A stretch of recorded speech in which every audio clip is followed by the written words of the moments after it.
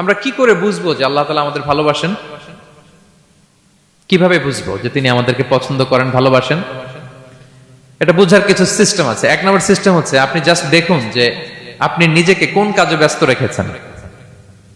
আপনি আপনাকে কোন কাজে ব্যস্ত রেখেছেন, আপনার লাইফস্টাইলের দিকে তাকান। লুক অ্যাট ইউর লাইফস্টাইল, আপনি নিজেই বুঝে যাবেন।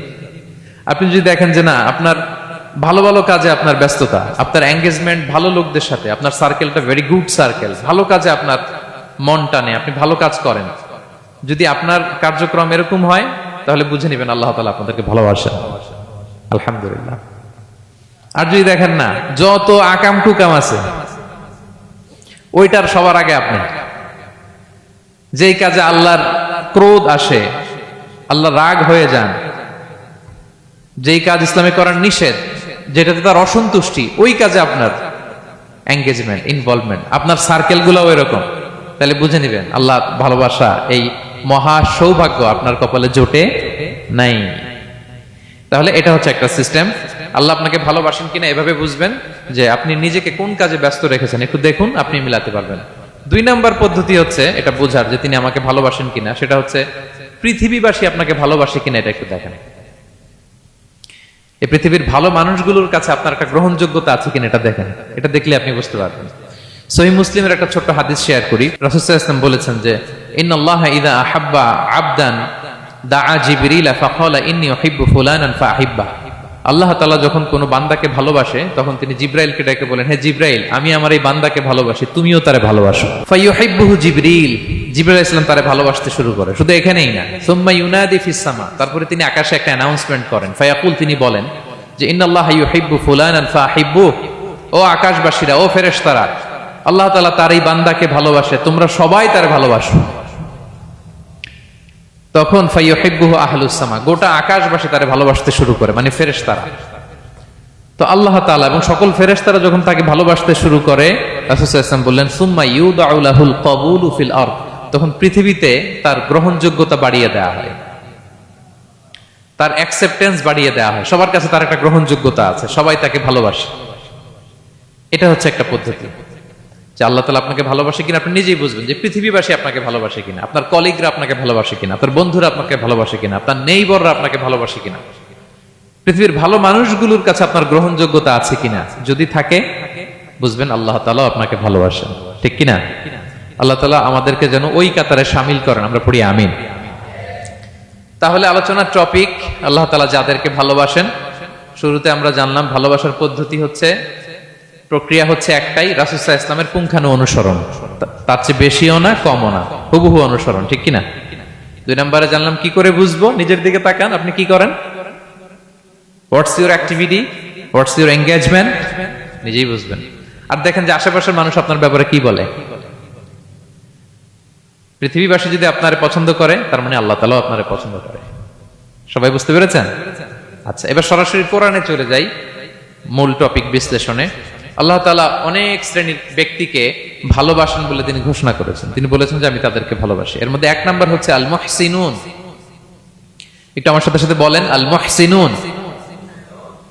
মুহসিনুন মানে হচ্ছে যে ইহসান করে, মানে অন্যের প্রতি অনুগ্রহ দেখায়, অনুগ্রহশীল, অন্যের প্রতি দয়াশীল, অনুগ্রহশীল, এই সমস্ত বান্দাদের আল্লাহ ভালোবাসেন। আল্লাহ বলেন ওয়া আনফিকু ফি সাবিলিল্লাহি ওয়া লা তুলকু বিআইদিকুম ইলা তাহলুকা ওয়া আহসিনু ইন্নাল্লাহা ইউহিব্বুল মুহসিনিন। তিনি বলেন যে তোমরা আল্লাহর রাস্তায় দান করো আর নিজেরা নিজেদেরকে ধ্বংসের মুখে ঠেলে দিও না, আর তোমরা ইহসান করো অন্যের প্রতি, কারণ ইন্নাল্লাহা ইউহিব্বুল মুহসিনিন, আল্লাহ তাআলা মুহসিনিনদের ভালোবাসেন, মানে যারা অন্যের প্রতি অনুগ্রহ দেখায়, অন্যের প্রতি দয়া পরবশ, তাদেরকে আল্লাহ ভালোবাসেন। সুবহানাল্লাহি ওয়া বিহামদিহি। তাহলে পেয়ে গেলাম, মিলায় নেন যে অন্যের প্রতি সফট কর্নার, অন্যের প্রতি দয়া, অনুকম্পা, হেল্পিং হ্যান্ড, হেল্প করার মানসিকতা, অন্যের দুঃখে কাদা, এই মাইন্ডসেট, এই মেন্টালিটি আমাদের আছে কিনা একটু মিলিয়ে নেন। না থাকলে রিমাইন্ডার হিসেবে নেন যে আমরাও যেন মুহসিনুনদের কাতারে শামিল হতে পারি। ইহসান এটা অনেক বড় তবকার একটা আমল। ইবাদতেও ইহসান লাগবে, ইবাদতের বাইরে সামাজিক কর্মকাণ্ড, রাষ্ট্রীয় কর্মকাণ্ড, সব কাজে আল্লাহ তাআলা এই ইহসানকে আবশ্যক করেছেন।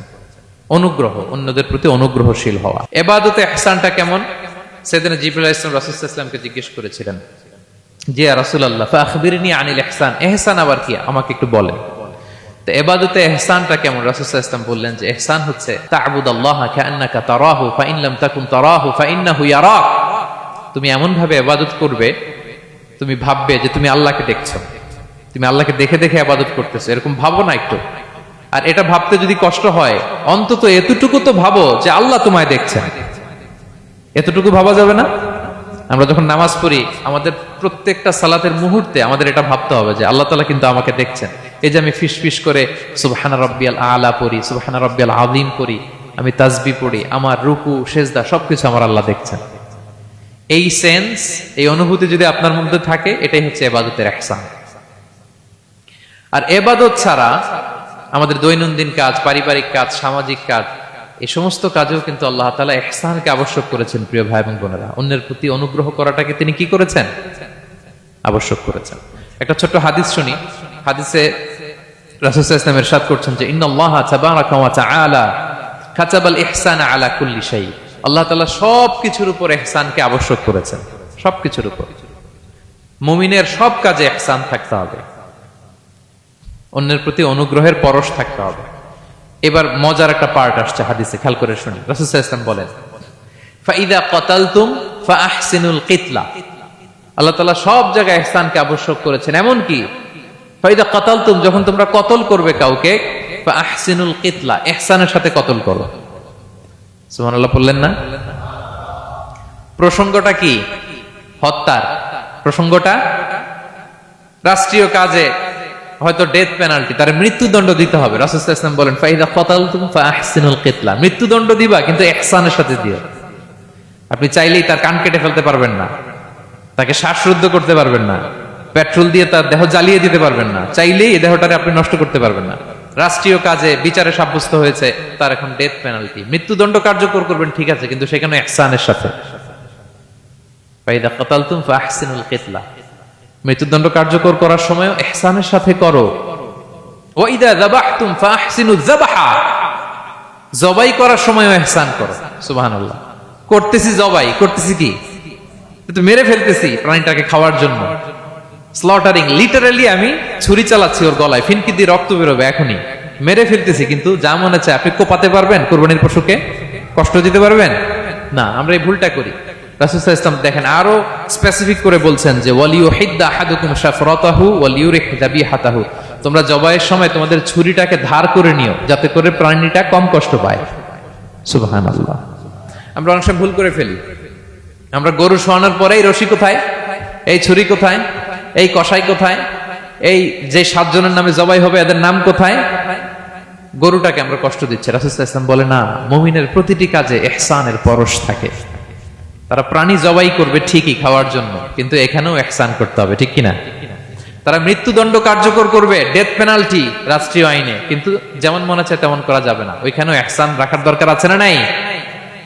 প্রিয় ভাইয়েরা, এই ইহসানকে যারা মেনটেন করে জীবনের সব কাজে, আল্লাহ তাদেরকে বড্ড ভালোবাসে, বড্ড পছন্দ করে। সো আমরা যেন সবাই সবার প্রতি ইহসান করি। স্বামী স্ত্রীর প্রতি ইহসান করুন, স্ত্রী স্বামীর প্রতি ইহসান করুন, বাবা সন্তানের প্রতি, সন্তান বাবার প্রতি, পরিবারের সকল সদস্যদের প্রতি ইহসান করুন, কর্মচারীদের প্রতি ইহসান করুন, সহকর্মীদের প্রতি ইহসান করুন।